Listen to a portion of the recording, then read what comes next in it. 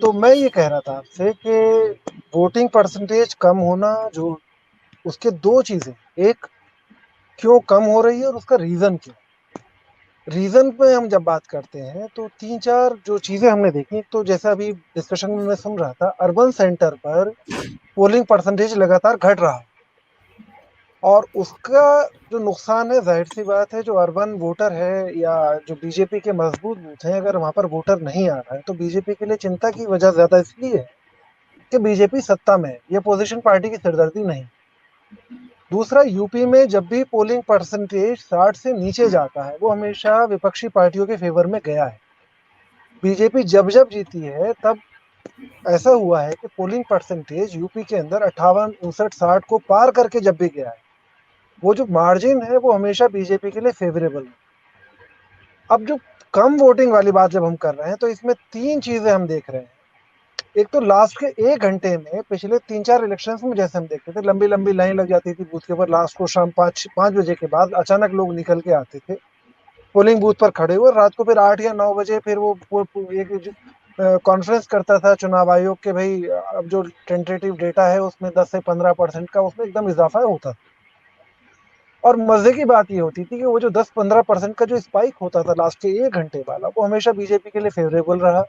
जीत के मार्जिन देखिए, पिछले कई इलेक्शन में हमने देखा, बल्कि कई जगह ये भी कंट्रोवर्सी हुई कि टोटल पोल से जितना टोटल वहां पर वोट्स होने चाहिए थे बूथ पे, उस बूथ पे जो है पोलिंग उससे ज्यादा निकल गया। इसका मतलब इसके दो वजह हो सकती हैं, या तो फर्जी पोलिंग हो रहा था या मशीनरी फेवरेबल थी और मशीनरी ने उसे मिसयूज किया।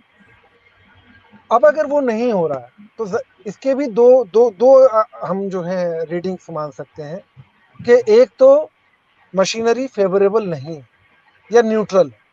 दूसरा ये है कि जो बीजेपी Soalnya का सपोर्टर है, जो hard kick tuh लास्ट के sebenarnya. एक Tapi जो injection लास्ट के lewat.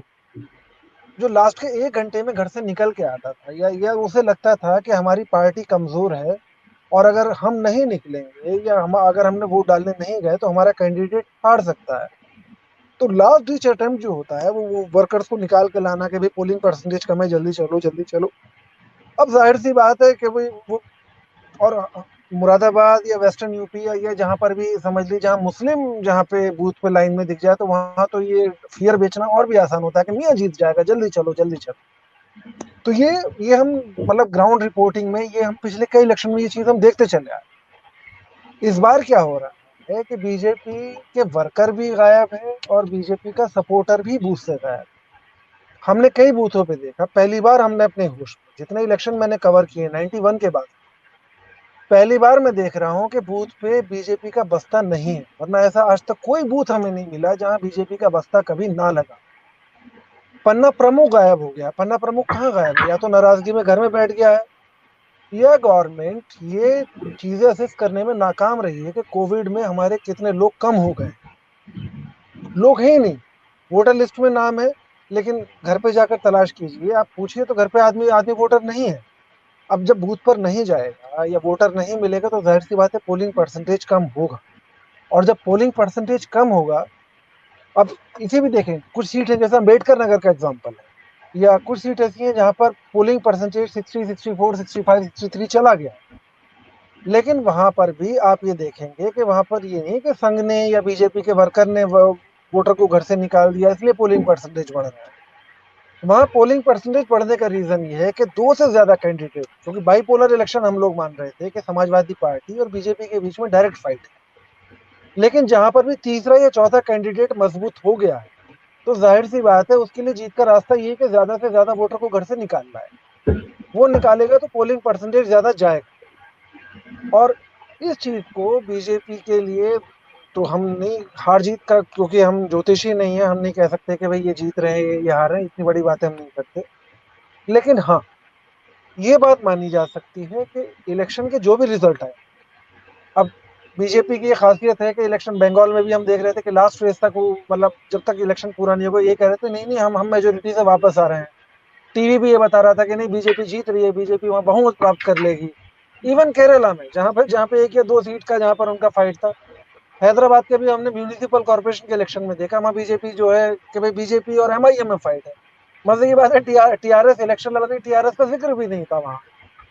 तो तीसरी चौथी पार्टी को गायब कर देना, ये सब चीजें, ये मीडिया मैनेजमेंट, ये वाले गिमिक्स जो हैं ये पुराने हो गए, ओवर यूज है, ये हम सब जानते हैं अब। और अब लोग भी समझने लगे। बीजेपी के साथ में जो सबसे बड़ा नुकसान वो ये है जी। कि बीजेपी का एक एक्स फैक्टर हुआ करता था। हम ये सोचा करते थे कि पीएम का, जैसे पीएम टीवी पर आएंगे, हमने हमने घोषणा सुन ली, लोग परेशान रहते थे आज क्या बोलेंगे।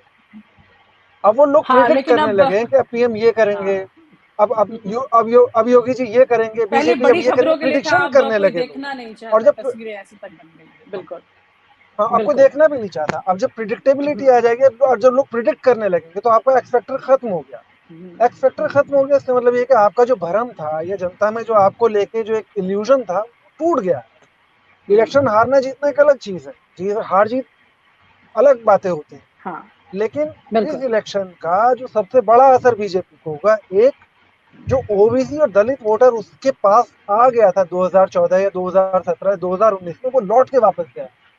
और एक बार गई हुई जो वोटर है उसे वापस लाना बहुत आसान नहीं होता।